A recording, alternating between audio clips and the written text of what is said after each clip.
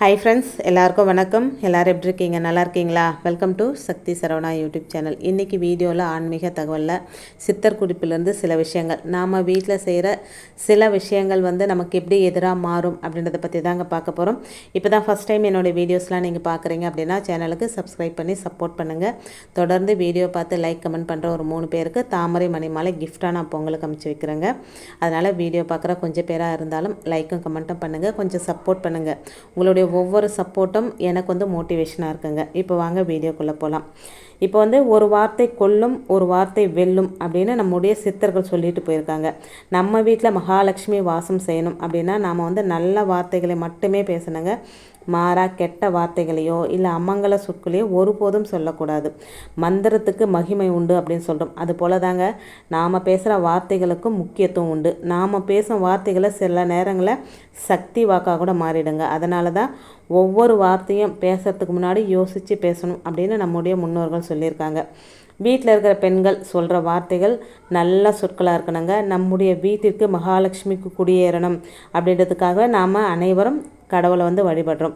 நாம் பேசும் வார்த்தைகளும் அன்னை மகாலட்சுமியை வீட்டுக்குள்ளே வரவழைக்குங்க. நம்முடைய வீட்டிலேயோ வேலை பார்க்கும் இடத்துலையோ அப்படி இல்லைன்னா தொழில் செய்யும் இடத்துலையோ நாம் எந்த மாதிரியான வார்த்தைகளை சொல்கிறோமோ அதற்கு உண்டான பலன்களையே வினைகளையே நாம் பெறுவோம் அப்படின்னு ஞான நூல்கள் சொல்லுது. ஒவ்வொரு சொல்லும் நேர்மறை எண்ணம் கொண்ட சொற்களாக இருக்கணுங்க. நம்ம வீட்டில் மகாலட்சுமி வாசம் செய்யணும் அப்படின்னு தான் நம்ம எல்லாருமே எதிர்பார்க்குறோம்.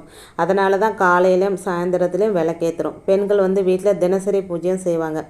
எத்தனை வழிபாடுகள் செஞ்சாலும் நம்முடைய பேச்சுகளில் எதிர்மறை சிந்தனைகளோ இல்லை பேச்சுகளோ இருந்தால் அந்த வீட்டில் அன்னை மகாலட்சுமி வர்றதுக்கு யோசிப்பாங்க.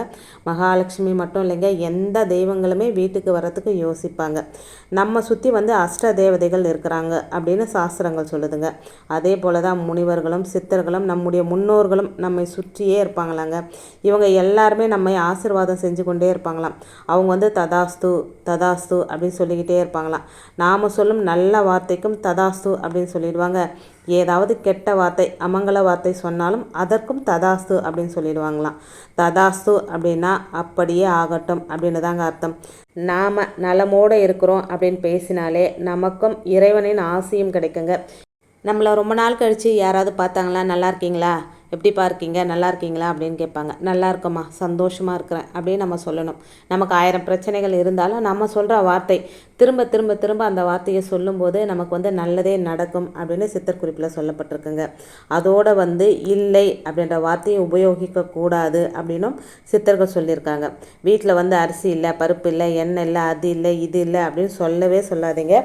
அரிசி பருப்பு வாங்கணும், இல்லை கடைக்கு போயிருக்காங்க, வாங்கிறதுக்கு போயிருக்காங்க அப்படின்னு சொல்லணும். நம்ம வாயினால் இல்லை அப்படின்ற வார்த்தையை சொல்லக்கூடாது அப்படின்னு சொல்லியிருக்காங்க. அதே போல் ஒரு சில வாயில் சனியை நாசமாக போச்சு அப்படின்ற வார்த்தைகள்லாம் வந்துக்கிட்டே இருக்கும். தவறியும் கூட அந்த வார்த்தைகளை சொல்லவே சொல்லாதீங்க.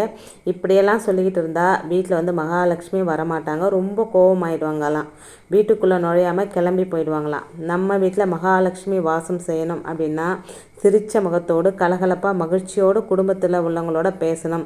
எந்த வீட்டில் மகிழ்ச்சி நிறைஞ்சிருக்குதோ அந்த வீட்டில் நான் மன மகிழ்ச்சியோடு மன நிறைவோடு இருப்பேன் அப்படின்னு மகாலட்சுமி சொல்லுவாங்களாம். அந்த வீட்டிலே நிரந்தரமாக வாசம் செய்வாங்களாங்க. இது சித்தர்கள் சொல்லிட்டு போயிருக்காங்க. எந்த வீட்டில் குடும்ப பெண்கள் சந்தோஷமாகவும் நிம்மதியாகவும் இருக்கணும் அப்படின்னு சொல்லுவாங்க. அதனால் உங்கள் வீட்டில் நீங்கள் உங்கள் குடும்ப பெண்களை சந்தோஷமாக வச்சுக்கோங்க. வீட்டில் அமங்கல சொற்களை சொல்லாதீங்க. இந்த வீடியோ உங்களுக்கு பிடிச்சிருந்தா லைக் பண்ணி சப்ஸ்கிரைப் பண்ணி சப்போர்ட் பண்ணுங்கள்.